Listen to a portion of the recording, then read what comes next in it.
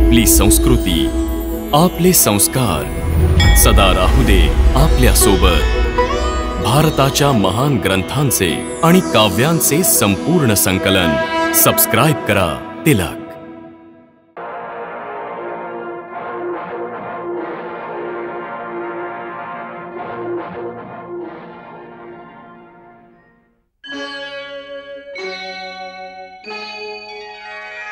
कृष्णा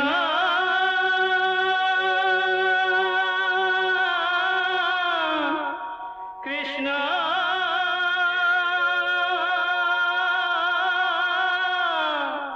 हरे कृष्णा हरे हरे।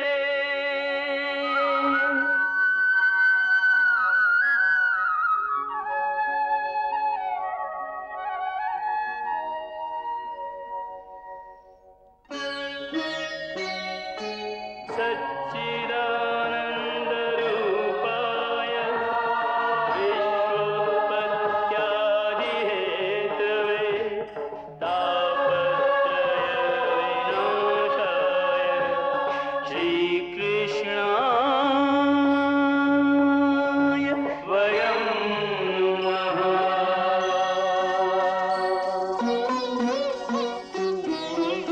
श्रीकृष्ण गोविंद हरे मुरारे, हे नाथ नारायण वासुदेव। हरे कृष्ण राधे कृष्ण राधे राधे कृष्ण कृष्ण हरे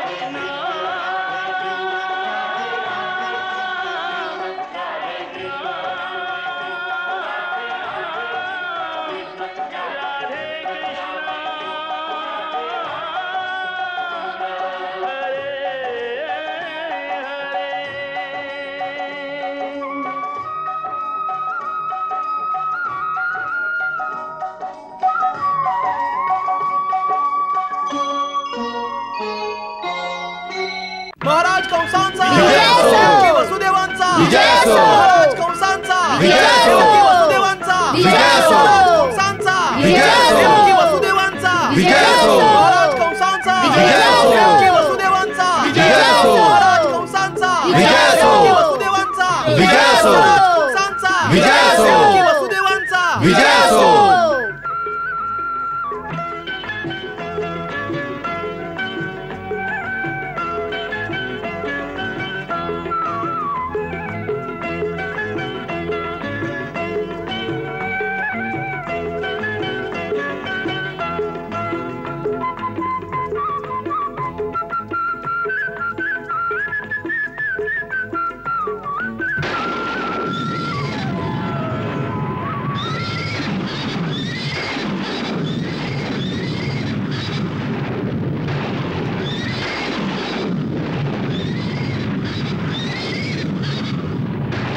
हे मूर्ख कंसा,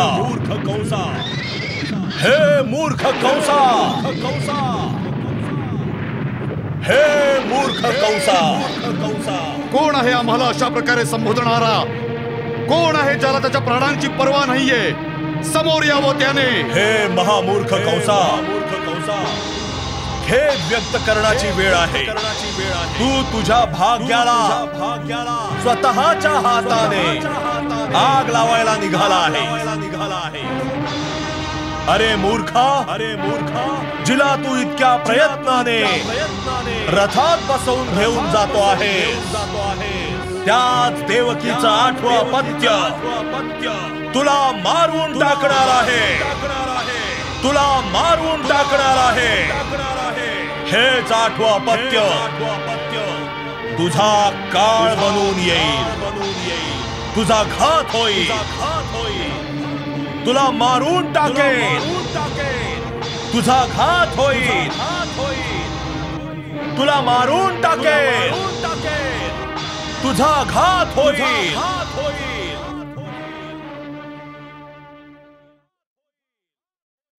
हा, माझा काळ असेल, मला मारून टाकेल?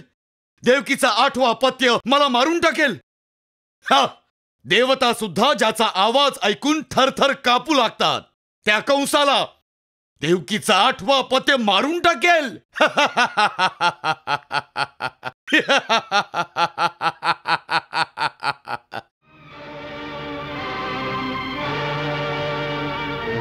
मी माझ्या मृत्यूच्या मूळ कारणालाच नष्ट करून टाकतो. देवकी राहणार नाही आणि तिचा 8वा अपत्यही राहणार नाही.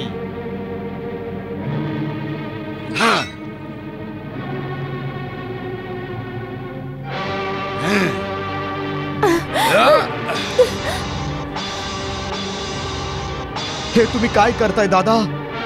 ही तुमची लहान बहीण आहे, मुलीसारखी. आताच तुम्ही स्वतःच्या हाताने तिचा विवाह केलाय. वासो हो वासुदेव, मी माझ्या मृत्यूच्या या मूळ कारणाला आताच संपवून टाकतो. जर तुला तुझे प्राण प्रिय असतील तर माझ्या समोरून बाजूला हो. महाराज, हे नका विसरू की ही आता माझी पत्नी आहे आणि हिचं रक्षण करणं माझा धर्म आहे. मी माझे प्राण देऊनही माझ्या कर्तव्याचं पालन नक्की करेन. तुम्ही जे करणार आहात ते पाप आहे. तुमच्यासारखा शूरवीर असलं घृणास्पद कृत्य कसं करू शकतो?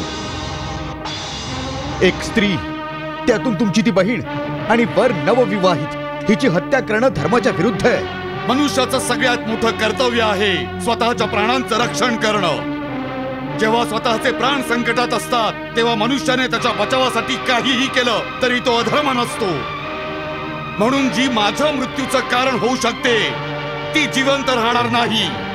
कारण कंस नाही मरू शकत, कधीच नाही मरू शकत. जगात असं कोणीच नाहीये जो कधीच मरू शकत नाही.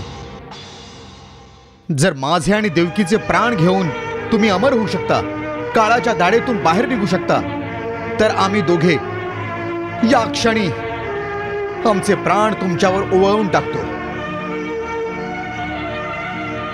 पण हाच सृष्टीचा नियम आहे की जन्म घेतल्याबरोबरच व्यक्तीचा मृत्यूही जन्म घेतो, त्याचा काळ निश्चित होतो.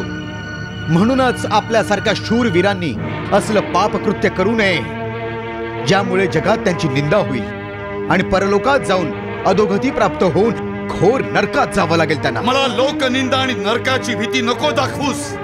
कंस कधी भयभीत होत नाही. मग या अबलीचं इतकं भय कशाला?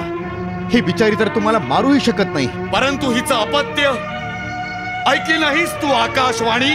ठीक आहे, देवकीपासून तुम्हाला कुठलंही भय नाही. भय असेल तर केवळ हिच्या अपत्यापासून. जशी आकाशवाणी तुम्ही ऐकली, तर मी तुम्हाला एक वचन देतो. देवकीला सोडून द्या. मी महाराज शूरसेनचा पुत्र वसुदेव प्रतिज्ञा करतो की देवकीच्या प्रत्येक मुलाला जन्म होताच मी माझ्या स्वतःच्या हाताने तुम्हाला येऊन सोपवेन.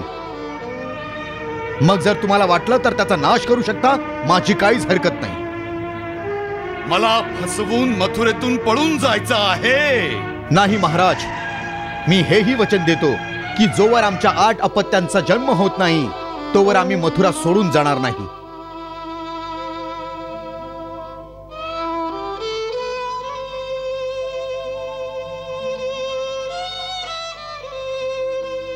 जर तुम्हाला माझ्या वचनावर विश्वास नाहीये तर मला नाईलाजाने तुमच्या समोर तलवार उचलावी लागेल आणि मी तलवार उचलल्यावर सगळ्या वृष्णी वंशाच्या तलवारी उचलल्या जातील.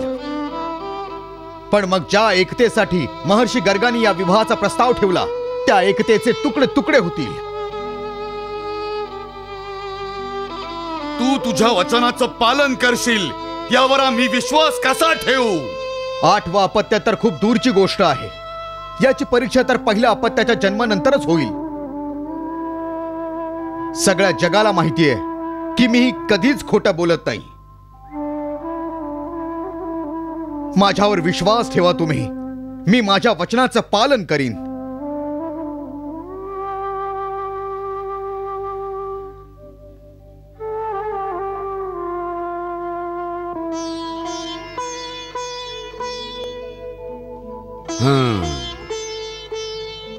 कुमार वसुदेव, जर तू माझ्या सोबत विश्वासघात केलास तर आम्ही तुझ्या सोबत तुझ्या वृष्णी वंशाचा विनाश करू.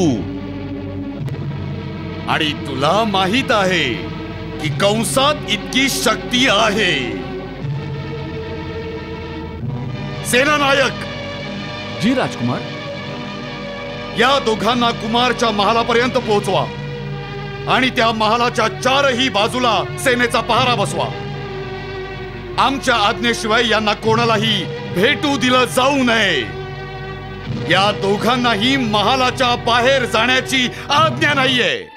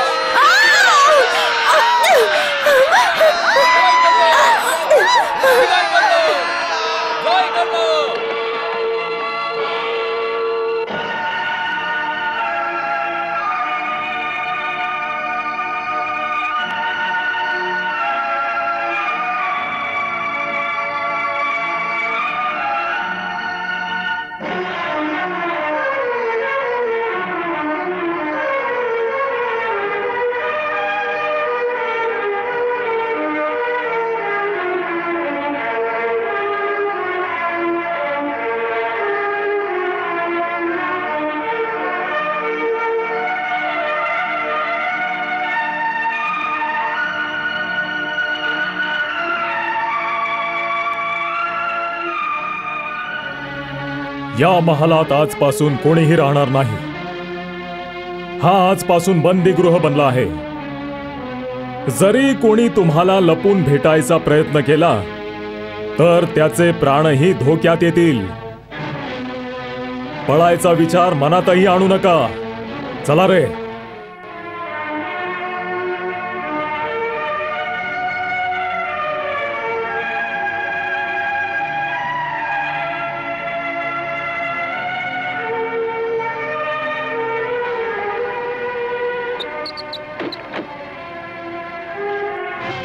युवराज कंसांच्या आज्ञेशिवाय कोणालाही आत जाऊ देऊ नका. जशी आज्ञा.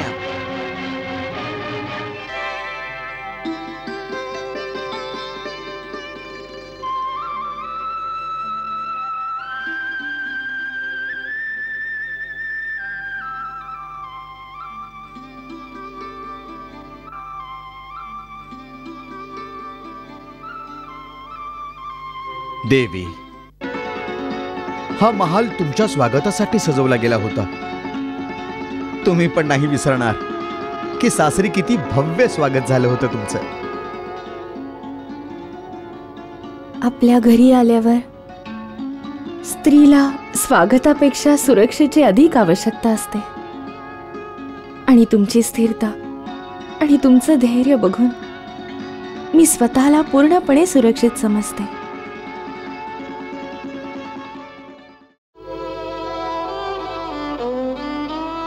तुमचे साहस, बुद्धी आणि धैर्याने आज माझी रक्षा केली.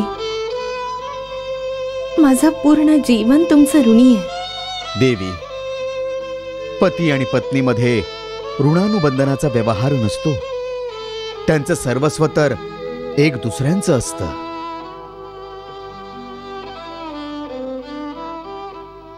तुम्ही खरोखरच महान आहात. हे खोट आहे. मला विश्वास बसत नाहीये की कंस असं नीच काम करायचा विचार करू शकतो. स्वतःच्या हाताने तो त्याच्या लहान बहिणीचा वध करेल. नाही, तो तर तिच्यावर सर्वात जास्त प्रेम करतो. महामंत्री, तुमची ही सूचना चुकीची आहे. क्षमा करा महाराज. ही सगळी घटना अंगरक्षकांच्या समोर घडली, एकांतात नाही. म्हणून ही बातमी खोटी असू शकत नाही. ठीक आहे, आम्ही त्याला बोलवणं पाठवलंय. आताच स्पष्ट होईल.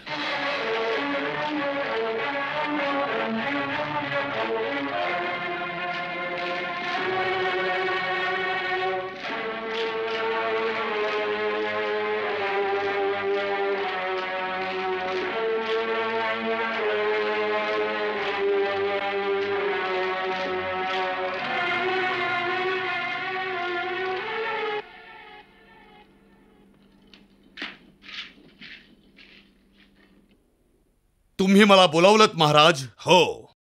हे सत्य आहे का की तू देवकीचा वध करायला निघालायस? हो, हे खरं आहे. तुला लाज वाटत नाही ही गोष्ट स्वीकार करताना? असं महापाप कोणी विचारही करू शकत नाही. एक तर ती स्त्री, त्यात बहीण, तिच्यावर तलवार उगारताना हात नाही कंपन पावले. धर्म अधर्माचा कुठलाही विचार तुला शिवला नाही. स्वतःच्या प्राणांचं रक्षण करणं हा सगळ्यात मोठा धर्म आहे. म्हणूनच जर मला कोणापासूनही जीवाची भीती असेल, मग ती स्त्री असो किंवा बालक, त्याचा वध करणं माझा सगळ्यात मोठा धर्म आहे. अशा निर्घृण पापाचा विचार केल्याबद्दल आम्ही तुला प्राणदंड देऊ शकतो. आमची दया आणि पुत्र प्रेमाचा फायदा घेण्याचा कधीही प्रयत्न करू नकोस. फायदा मी नाही घेत आहे महाराज, माझा फायदा तुम्ही घेताय. तुम्हाला माहित आहे, जोवर कंस आहे तोवर मथुरेचं राज्य सुरक्षित आहे. म्हणून आम्ही तुझी प्रत्येक चुकीची गोष्ट ऐकावी नाही. कंस, ही तुझी चूक आहे. आम्ही राज्याला सुरक्षित ठेवू इच्छितो, पण धर्माच्या राज्याला, पापाच्या राज्याला नाही. जो शक्तिशाली असतो तो जे करतो तोच धर्म असतो. म्हणूनच धर्माचं राज्य कुठलं आणि पापाचं राज्य कुठलं याचा निर्णय तोच करेल ज्याच्याकडे शक्ती असेल. आणि यावेळी शक्ती कोणाकडे आहे ते तुम्ही जाणता. हो, जाणतो मी. शक्ती नेहमी राजाकडेच असते. तू सेनापती अवश्य आहेस, परंतु मथुरेची सेना राजभक्त आहे, राजद्रोही नाही.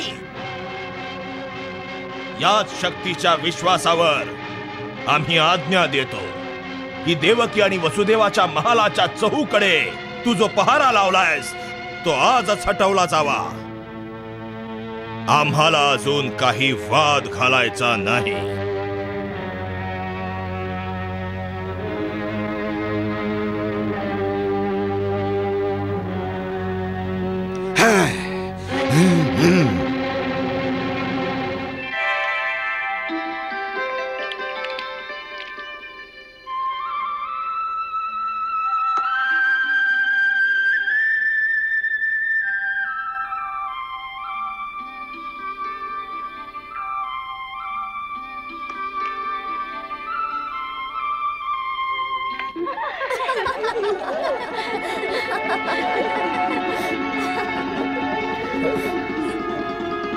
क्षेत्रपाल. हो स्वामी. तुम्ही आतमध्ये कसे आलात? सैनिकांनी तुम्हाला थांबवलं नाही? स्वामी, महाराज उग्रसेनांनी कठोर आज्ञा दिली आहे की तुमच्या महालातून लवकर सैनिकांना हटवलं जावं आणि तुम्हाला मोकळं केलं जावं. अच्छा. आणि स्वामी, ऐकलंय की महाराज युवराजांवर खूपच रागावले आहेत.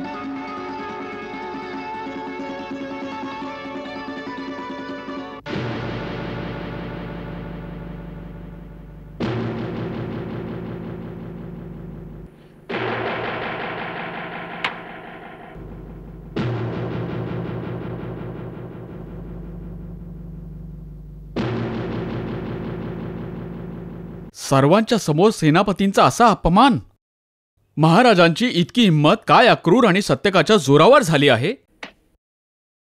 या सर्व वृष्णीवंशीयांना बंदी बनवायला हवं. नाही, असं करणं खूप मोठी चूक ठरेल. पहिली गोष्ट तर लक्षात ठेवायला हवी की महाराज जे म्हणाले होते की मथुरेची सेना राजभक्त आहे आणि ते सत्य आहे. युवराजांच्या वैयक्तिक अंगरक्षकांच्या तुकडी शिवाय बाकी सेना महाराजांविरुद्ध कधी आपली साथ देणार नाही. मग काय आपण सगळे गपचूप अपमान सहन करायचा? हो हो युवराज, यावेळी हेच योग्य आहे की आपण शांत राहावे. यावेळी युवराजांना काही अशी युक्ती करायला हवी की कुठल्याही दुसऱ्या राज्याच्या सेनेला कशाही प्रकारे मथुरेला आणावं. कोणाची सेना? तुमचे दोन मित्र आहेत, महाराज बाणासूर आणि महाराज भौमासूर. ते कधी कामी येतील? त्यांच्या राज्याची सीमा आपल्या राज्याला लागूनच आहे.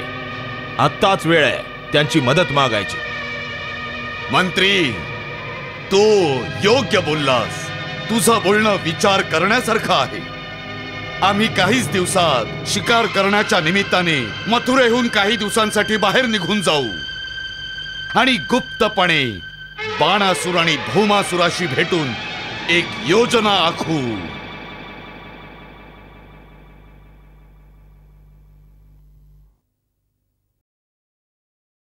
प्रणाम महाराज. ये अक्रूर, ये.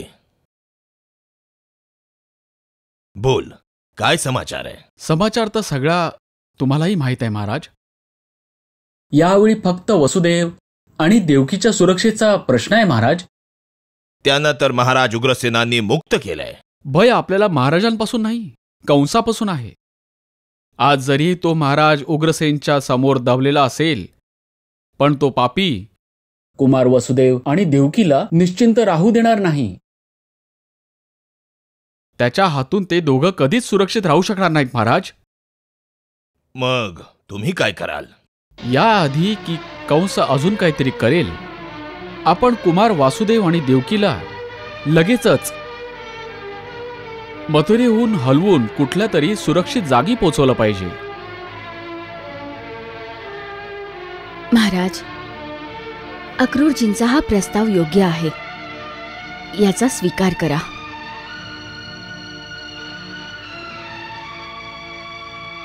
ठीक आहे, तुम्ही जाऊन वसुदेवाला सांगा. परंतु ते तुमच्या आज्ञेशिवाय ऐकणार नाहीत. त्याला सांगा की हा प्रस्ताव आम्हालाही मान्य आहे. प्रणाम महाराज.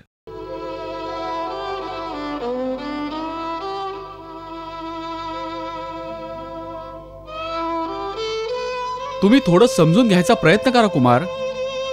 तुमचं इथून निघून कुठल्या तरी सुरक्षित जागी जाणं आवश्यक आहे. तेव्हाच तर भविष्यवाणी खरी होऊ शकेल. तुम्ही भविष्यवाणीला सत्य समजता? अवश्य. तर मग ज्यांनी भविष्यवाणी केलेली आहे त्या शक्तीला तुम्ही नाही म्हणत? म्हणजे काय? जर हे निश्चित आहे की आमचे 8वे अपत्य कंसाचा विनाश करेल, तर मग हेही निश्चित आहे की आम्हाला 8 अपत्य होतील. अवश्य.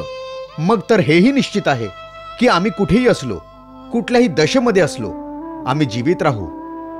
मग आमच्या सुरक्षेसाठी इतकी धावपळ का? पण कुमार, अक्रूरजी, भगवंतांनी कुठल्याही मानवाच्या हातात दुसऱ्याच्या जीवन आणि मृत्यूचा अधिकार नाही दिलाय.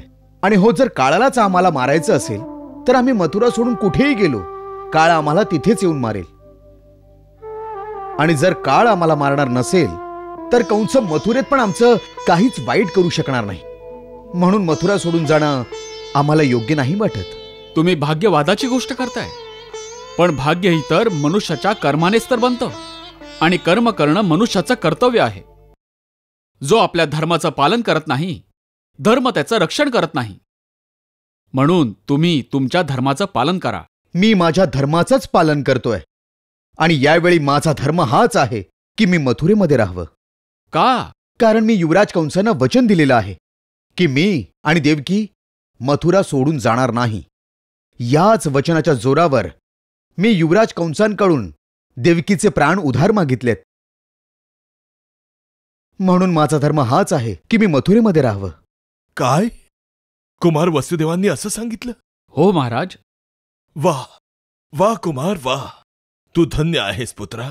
आणि असं सत्यवादी पुत्र मिळाल्याने आम्हीही धन्य झालो. तो मागच्या जन्माचा ऋषी असावा, असा सत्यवादी, सत्याचा असा साधक, सत्याचा असा पुजारी. म्हणूनच तर भगवंत त्याच्या घरी जन्म घेतायत.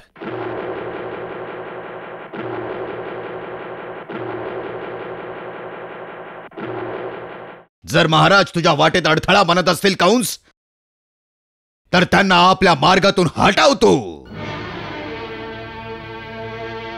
हे बोलणं खूप सोपं आहे बाणासूर, परंतु करणं सोपं नाही. तू सेनापती आहेस, सेना तुझ्या अधीन आहे. हो, सेना माझ्या अधीन आहे, परंतु आमची भक्त नाही.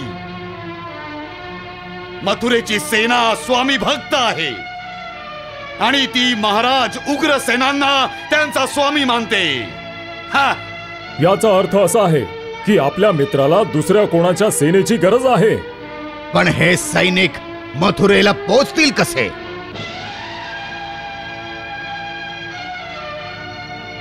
यासाठी एक मार्ग असा आहे की आपले सैनिक वेश बदलून छोट्या छोट्या गटात मथुरेला पोचतील आणि तुझ्या महालाच्या त्या तळघरात एकत्र येतील. आणि युवराज एका योग्य वेळी या सैनिकांच्या मदतीने षडयंत्र करून महाराज उग्रसेनांना आपल्या मार्गातून हटवू शकता.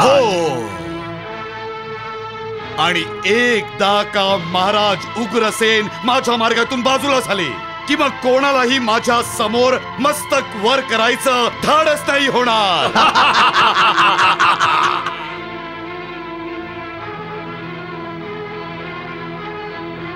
कंस एक काळा नाग आहे. जसं नाग आपला सूड घ्यायला विसरत नाही, त्याचप्रमाणे कंस पण या अपमानाचा सूड घेतल्याशिवाय राहणार नाही. म्हणून हे आवश्यक आहे की आपण कंसाच्या प्रत्येक कृतीवर नजर ठेवायला हवी. माझ्या गुप्तचरांनी सूचना दिली आहे की यावेळी कंस महाराज बाणासुराच्या राजधानीत आहे, जिथे त्याचे काही मित्र राजे एकत्र येऊन योजना बनवतायत. म्हणजे याचा अर्थ असा आहे की सगळे मिळून मथुरेवर हल्ला करतील? नाही, इतक्या लवकर नाही, कारण ते आपल्या सेनेच्या शक्तीला चांगलेच ओळखतात. ते असा मूर्खपणा कधीच करणार नाहीत. मग मला भीती आहे की समोरासमोर युद्ध करण्याऐवजी ते लोक काही षडयंत्र रचतील.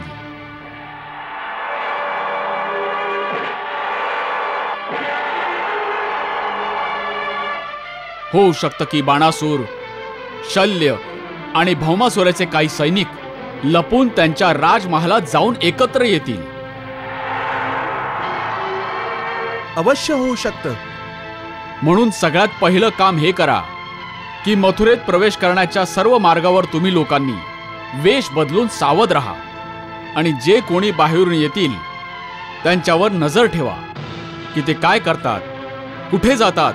नजर ठेवा आणि लक्षात ठेवा, जर यामध्ये चुकलात तर संधी मिळताच तो काळा नाग अवश्य महाराज उग्रसेनला डसेल. हे घ्या वत्स, देवकीला आमच्या आशीर्वादाबरोबर भगवंताचा हा प्रसाद द्या आणि सांगा की धीर धरावा. तिला एक दिवस भगवंताची माता बनायचंय. ऐकलंस तू? जेव्हा माताश्री आणि पिताश्रींना हे कळलं की तू गर्भवती आहेस, तेव्हा त्यांनी दादाच्या हस्ते भगवंताचा प्रसाद पाठवलाय आणि बरोबर हाही निरोप पाठवलाय की देवकीला सांगा की तिने या दुःखामुळे विचलित होऊ नये. तिला भगवंताची माता बनायचंय. तिने धीर धरून पतीची आपल्या साथ द्यावी. पत्नीला पतीची साथ द्यायलाच हवी, परंतु महाराजांना विचारा की आईच्या हृदयाचं काय करू. मला ठाऊक आहे की हे सत्यव्रत असल्यामुळे मला अपत्य होताच त्याला दादांकडे घेऊन जाते. सत्य पण भाऊजी, एक माता असल्याने मला असं वाटतंय की या अपत्याला जन्मच देऊ नये. माझ्या गर्भात सुखाने तरी राहतील. नाही देवकी, नाही. असा विचार नको करूस. असा विचार अजिबात नको करूस. जर तू पहिल्या अपत्याला जन्म देणार नाहीस तर तुझ्या 8व्या गर्भात भगवंत कसे जन्म घेतील मला सांग. ही पृथ्वी आधीच कंस, जरासंध आणि भौमासूर सारख्या दुष्टांच्या अत्याचारामुळे त्राही त्राही करते. सगळे देवगण तुझ्याकडे आशेच्या नजरेने बघतायत. ती कधी वेळ येणार आहे की भगवंतांना त्यांची माता असण्याचं तू सौभाग्य देशील.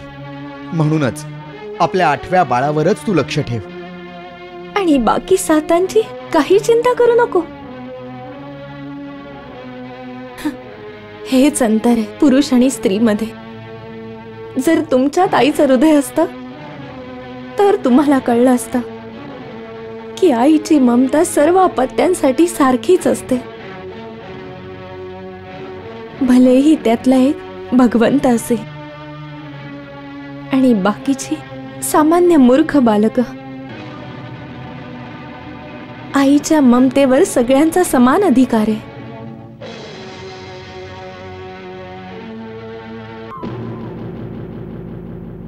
ऐकलंय की वसुदेवजींच्या पहिल्या अपत्याचा जन्म होणार आहे आणि युवराज कंस त्याच्या कुठल्याही अपत्याला जिवंत सोडणार नाही.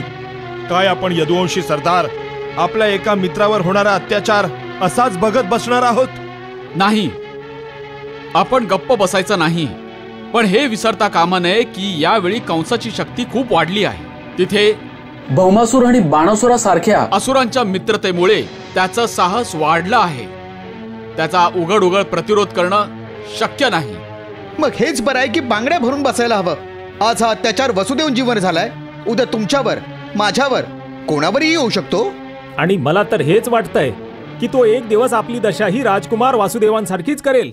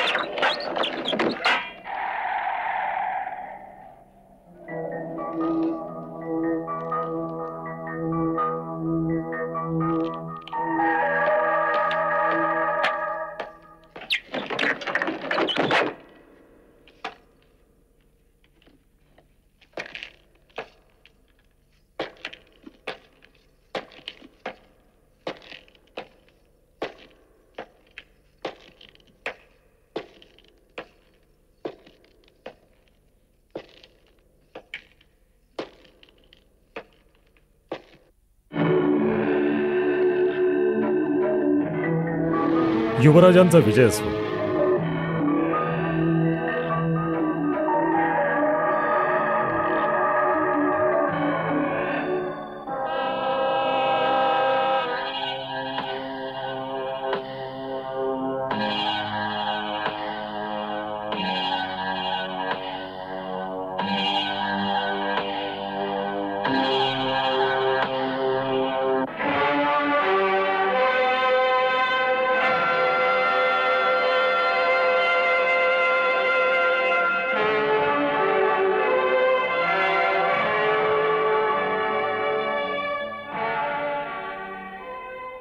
काय कारण आहे की इतक्या महिन्यामध्ये केवळ इतकेच सैनिक गोळा झाले? युवराज, असं वाटतंय की मथुरेच्या यदुवंशी सरदारांना या गोष्टीचा संशय आलाय की वेश बदलून तुमच्या सहायतेसाठी काही लोक बाहेरून येत आहेत. म्हणून त्यांनी नगरात प्रवेश करायच्या प्रत्येक मार्गावर कडक पहारा ठेवलाय. प्रत्येक नवीन माणूस जो नगरात येतो, गुप्तचर त्याच्या मागे लागतात की कोण कुठे चाललाय. या योजनेसाठी आमच्या सैनिकांना अनेक दिवस लागतात या गुप्तचरांची नजर चुकवून इथे पोहोचण्यासाठी.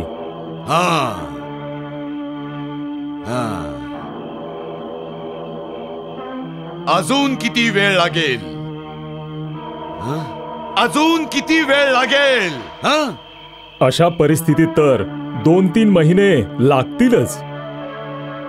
तुमचे सासरे महाराज जरासंध यांना ह्या गोष्टीबद्दल सांगितलंय, परंतु तुमच्याकडे त्याचं काही उत्तर आलंय का?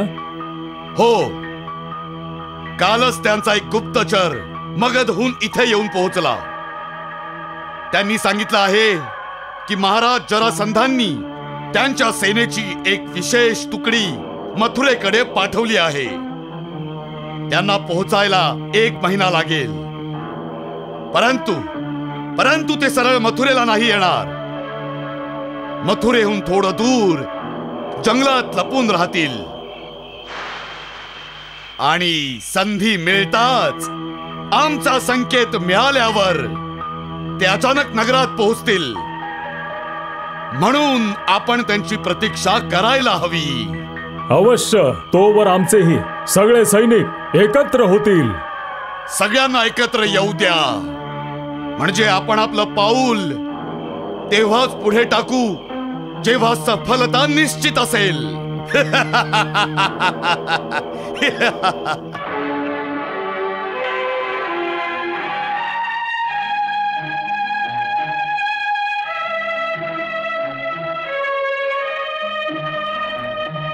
अभिनंदन अभिनंदन महाराज, अभिनंदन. देवी देवकींनी एका पुत्राला जन्म दिला आहे.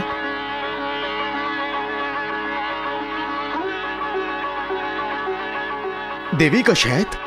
ठीक आहेत, पण अजून शुद्धीत नाहीयेत.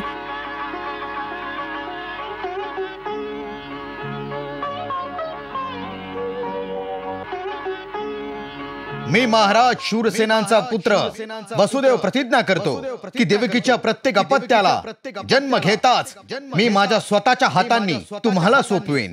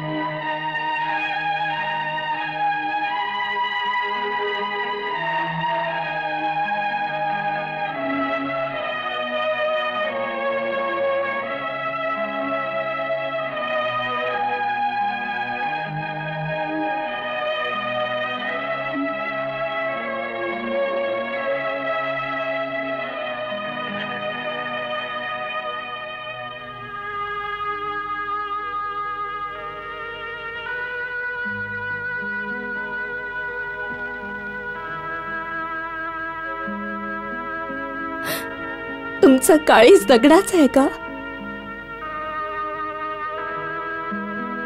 या नवजात बालकाला घेऊन त्या नराधमांच्या हातात देणार आहात?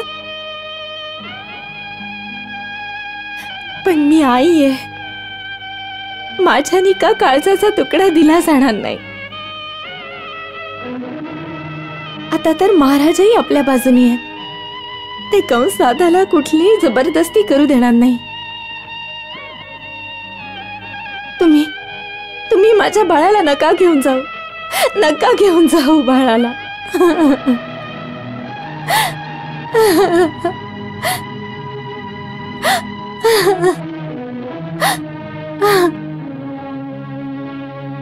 देवकी, वचन देऊन परत फिरणाऱ्या मनुष्याची जगात काहीच प्रतिष्ठा नसते. तुम्हाला तुमची प्रतिष्ठा प्रिय आहे, तुमचा पुत्र नाही. नाही देवकी, मला माझ्या प्रतिष्ठेची चिंता नाहीये. मला चिंता आहे माझ्या कर्तव्याची, माझ्या वचनाची चिंता आहे. मला तुझी चिंता आहे. माझी चिंता कशाला? माझे प्राण तर संकटात नाहीत. देवकी, कंस दादाकडून आम्ही तुझे प्राण उधार मागितलेले आहेत आणि त्या ऋणांची किंमत आहे तुझं झालेलं प्रत्येक अपत्य. जर आपण आपल्या धर्माचं पालन नाही केलं तर आपण सुरक्षित नाही राहणार. कारण मनुष्याची खरी रक्षा त्याचा धर्मच करत असतो.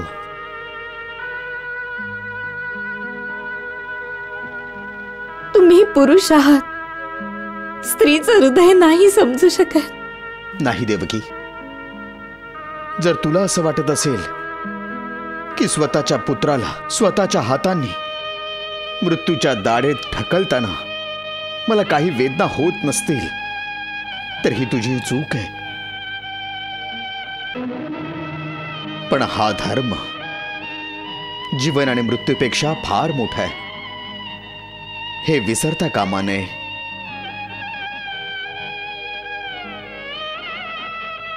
तुला पुत्रमोह सोडून कर्तव्य पालनात माझी साथ द्यायला हवी.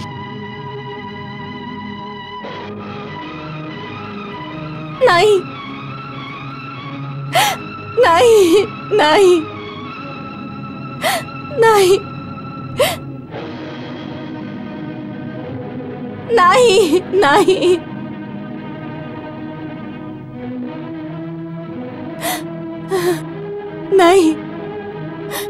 नाही नाही नाही नाही नाही नाही नाही नको नाही.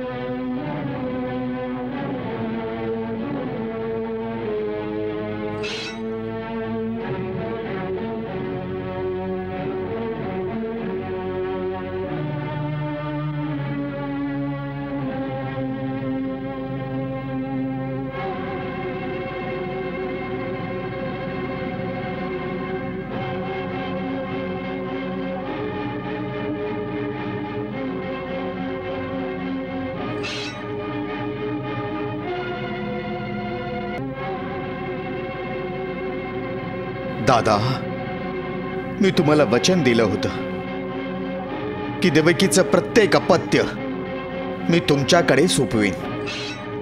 तर हा आपल्या देवकीचा पहिला पुत्र आहे.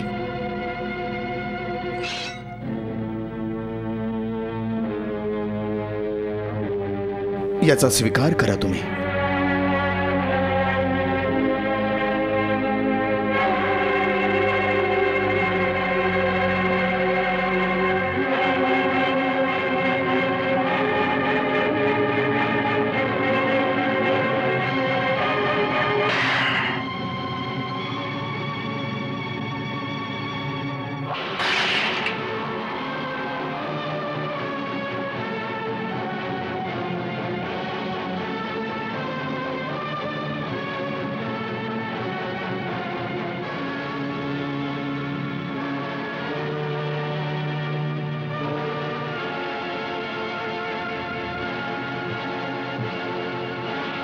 याचं नामकरण केलं का? हो. काय नाव ठेवलं आहे याचं? कीर्तिमान. कीर्तिमान.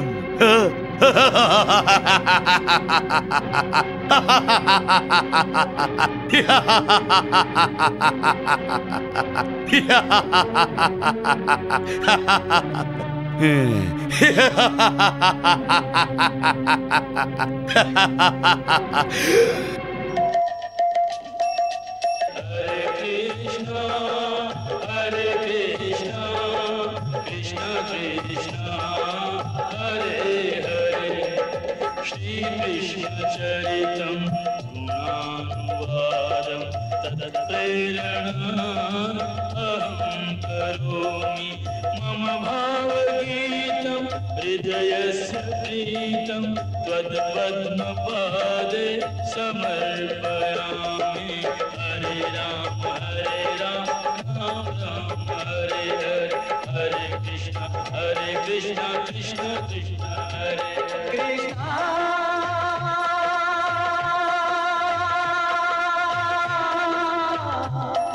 Krishna